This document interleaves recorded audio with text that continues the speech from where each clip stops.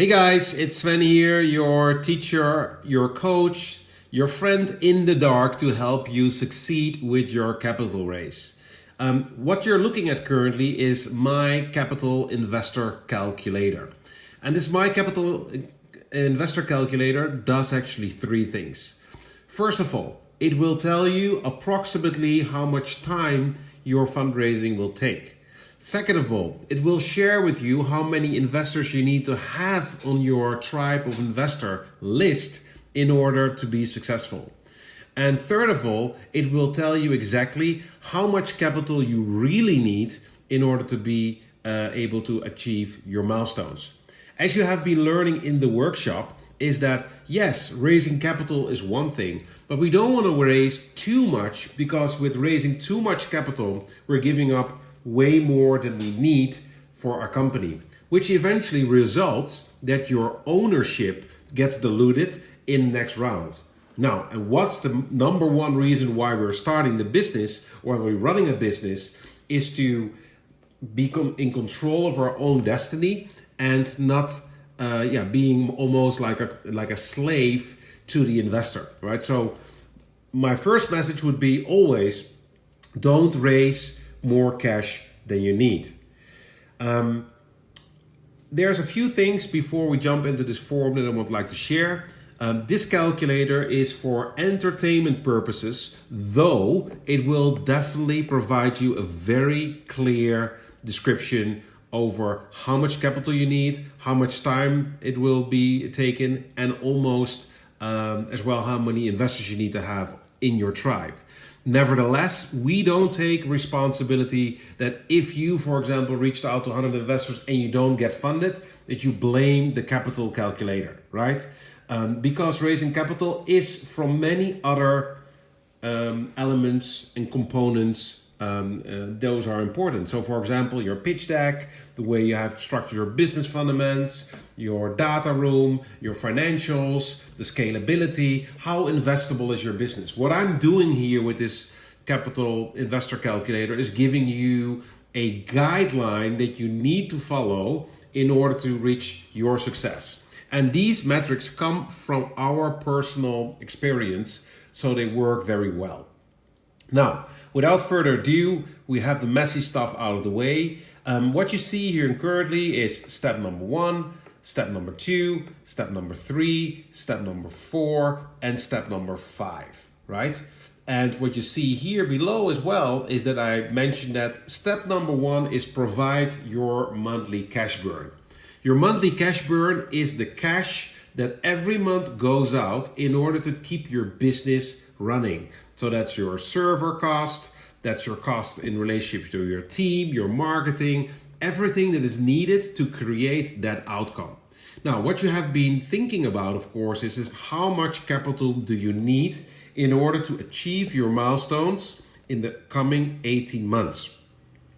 And then you will find out, if you start here in the top, where I color-coded it red, in the worst case scenario, what money do you need on a monthly base to reach your worst case scenario goal? So let's say in this example, that is $12,000.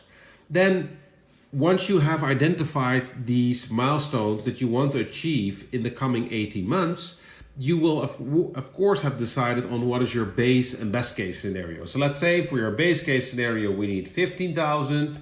And for your best case scenario, we need 25,000. Why we do that is to really share to the investor that, hey, if you're giving us cash, this is the worst that you can expect. This is the base that you can expect, but maybe even I'm able to deliver you a best case scenario. So what has happened here right now? We have the 3 amounts that you spent on each of the scenarios, and that translates into a monthly average cash burn, which is more like a weighted average of these 3. So we could say, in order to achieve more or less one of those 3, we need to have $17,333.33. Now, what you have been learning in the workshop, and if not, otherwise go back to it, it's for you there to consume forever, is that we take always into account 18 months of runway. These 18 months gives a very reasonable projection and something that the investor can envision himself as well, what you're going to achieve. So what you find out right now here is that we need to raise at least $312,000 in order to achieve our goals. Then step number 3 is that you would like to decide on your investors, right? And we identify 2 kinds of investors: the ones that are angels and the ones that are venture capital. The difference between those 2 is that angels are the individuals and venture capital are institutions, corporations, companies that are assigned by their general and limited partners to find amazing deals. Why do we want to use the angels? It's because in the angels are a lot of times more like retired founders or high net worth individuals that have a significant network. So it could always be a smart decision for you to attract some angel money, because they will look more after their hard-earned money and they could really be an amazing support system for you. Now, what I did here is split the angels in brackets of 25 or 50,000. These are a lot of times the standard amount that these angels are paying. So you need to decide first, from the $312,000, how much money do I want to keep for angels? Now, I can imagine, for example, in my opinion, it would be great to have 2 more or less mentors there. So I would like to say I would like to raise $75,000 of angels. And what you see here is that automatically the amount of the capital reservation for venture capital has become less. Now, because this is most likely for you to achieve that you would like to raise early stage capital, you see most early stage investors invest anywhere between 150 and 250,000. So in order to take the round for 237, it could mean 2 of 150, which is a bit more, 300, but I topped it up above, or 1 from 250,000.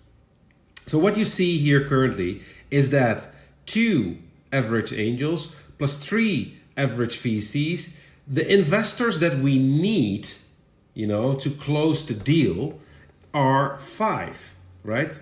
So the total investors you need to close the deal are 5. Let me make this a bit more simple. Total investors for deal closure are 5. Now, in the event, by the way, that you don't want to attract any angels, then you keep this on 0. But that's sounds, I think, pretty okay, right? What we are looking for is that the red box here will be as well green. If the red box stays red, it means that you need to add more investors. So let's say, how many investors do we need?